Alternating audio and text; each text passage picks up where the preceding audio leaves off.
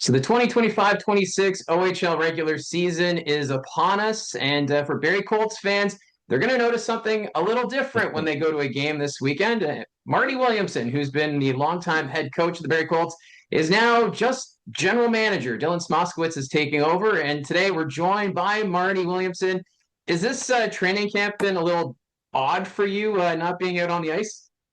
It sure has. I'm 62, and I think the last time I wasn't a coach was about I was 29 or 30. So it's been a long run, and yeah, it's quite a bit different. And you mentioned my title there. It's actually changed a little bit. It's vice president and GM, and our owner wants me to look after some different things on the business side a little bit too. So some different challenges, but training camp was a little weird. The exhibition games, kind of not knowing where to stand and where to get around rinks. I'm used to being on the bench, but I'm enjoying it, and I really am enjoying our new young head coach, Dylan.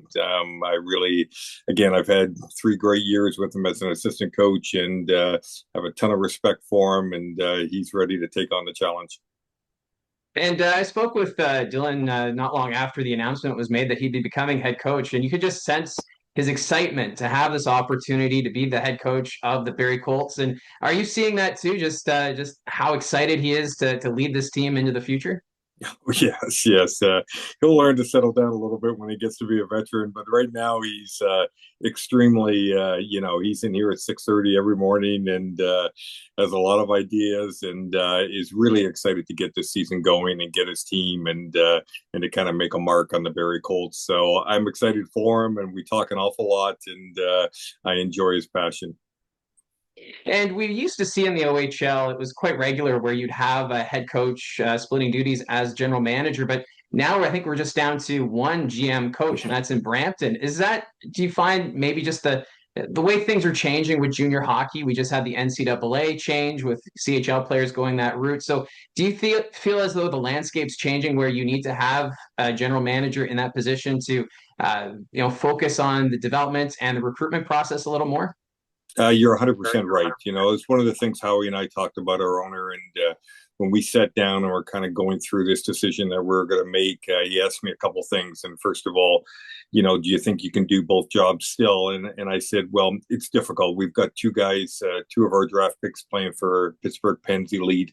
If you want to make relationships with these guys, it's very difficult to be on the bench and coaching a team and doing that. So we were either going to have to hire somebody to look after that part. And the other question he asked me is, do you think Dylan's ready? And I said, yes. So that kind of made the idea of this transition, possible. And as you said, the landscape has changed an awful lot. And free agents are going to play a big part of, where this league is going and that, because now basically everything's open. So, besides the draft, we've got free agents and then making relationship with a lot of these Americans. We've seen a real influx of Americans coming up now because of the NCAA, change. So, I really think it's something of the past. I know JR still does it. He kind of phoned me up as soon as he heard the change and said he's the only one. It used to be the two of us, but they've got a different model there. He's got a guy that kind of does all the GM stuff for him, even though he takes the title. And now we've gone like pretty well all the other 18 teams have a coach and a GM. And you mentioned the free agent signings. It seemed as though every team around the OHL was having an announcement once a week, at least, of a new signing, particularly players from the United States. Is this just maybe that transition year as we adjust to the new norm for the OHL, or is this something that we're going to be seeing more frequently in off seasons in the future?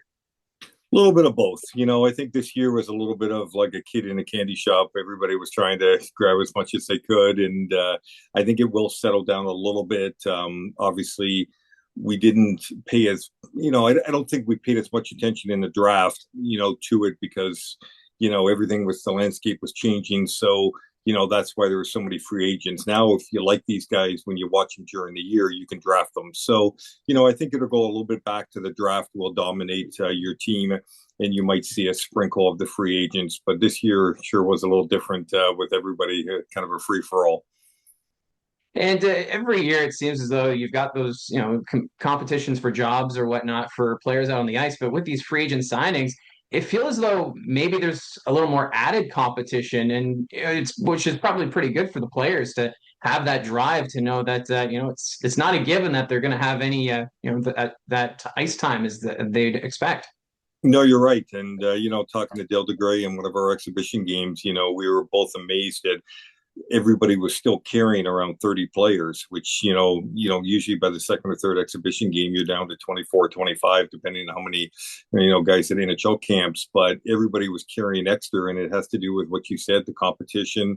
We wanted to see guys as long as we could. There was no limit on exhibition games, that before they had to go back or make that decision on NCAA. So, we carried a big load really through all 6 exhibition games until our final game, where now we've tried to get our numbers down a little bit. But the competition was hot and heavy, and it made for some exciting, I think, exhibition games as far as looking at these new guys, and also the impression they were trying to make on us. There was a lot of hard play in these exhibition games, which quite often you don't see.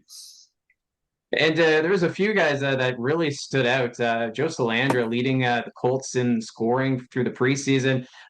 Fans of the Barrie Colts, these are new names that they're going to be seeing. Talk a bit about Salandra and what he's going to bring to this organization going forward. Well, as you said, we've been so impressed with him.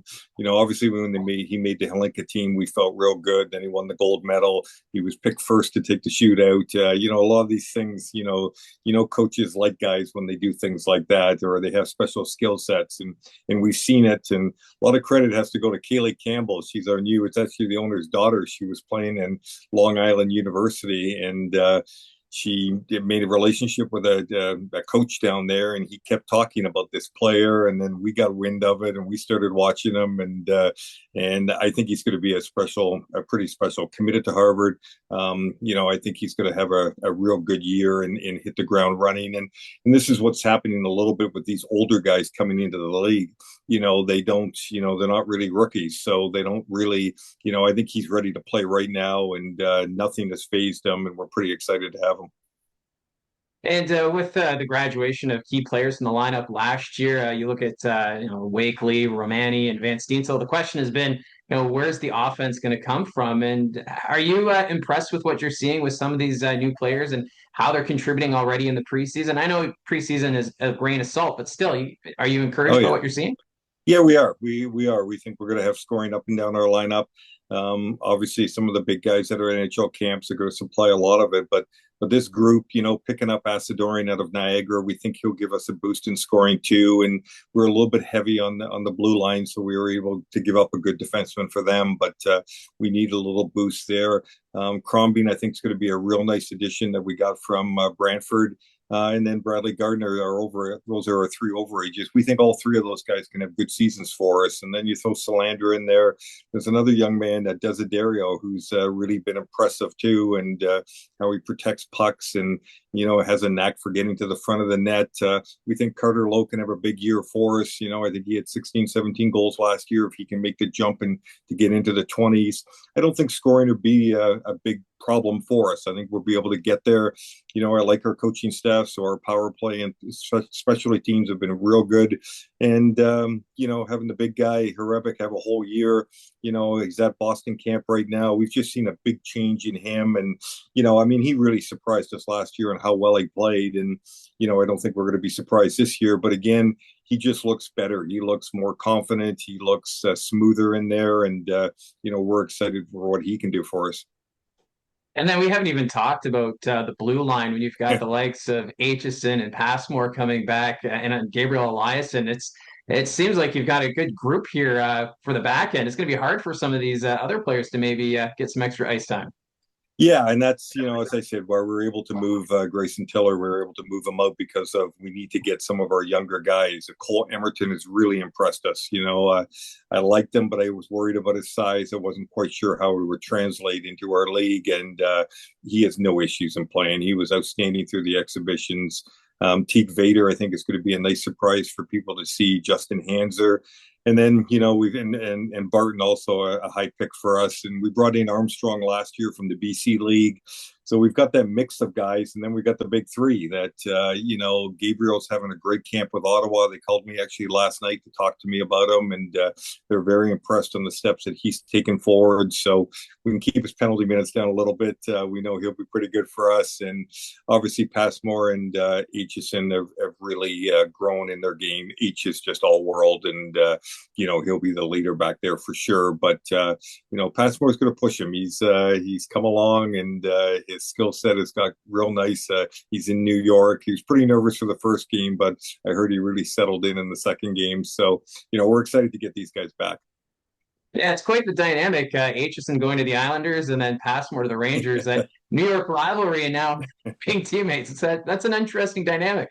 Yeah, they kid each other, and then the big guy from Ottawa reminds them that Ottawa is an up and coming team, and so it's good to have these dynamics. And we talk about Cash a lot, but also our other stud up front, Cole Beaudoin.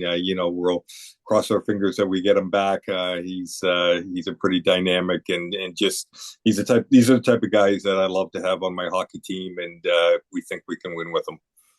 Yeah, Beaudoin is that guy that just seems like he hates to lose. And Yeah. even during the blue-white game, it showed that he wasn't letting up at all.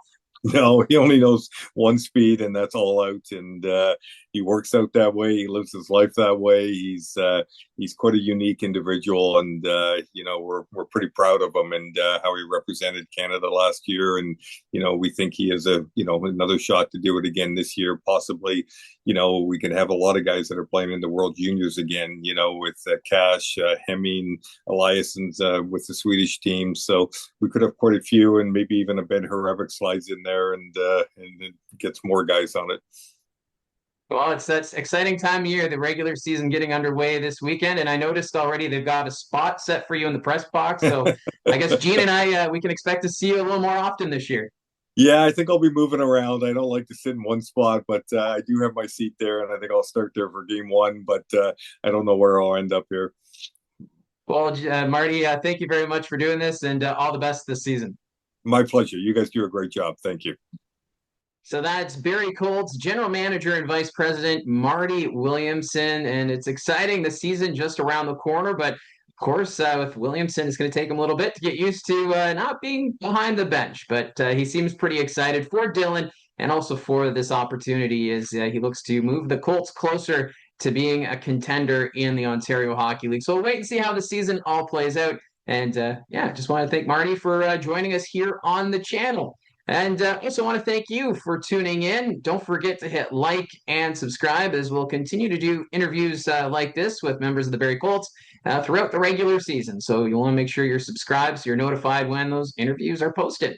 So we'll, get ready for Saturday night, Colts versus the Guelph Storm. It's the home opener, so the Saddleland Arena will be buzzing, and it's going to be a ton of fun, and we'll see you there.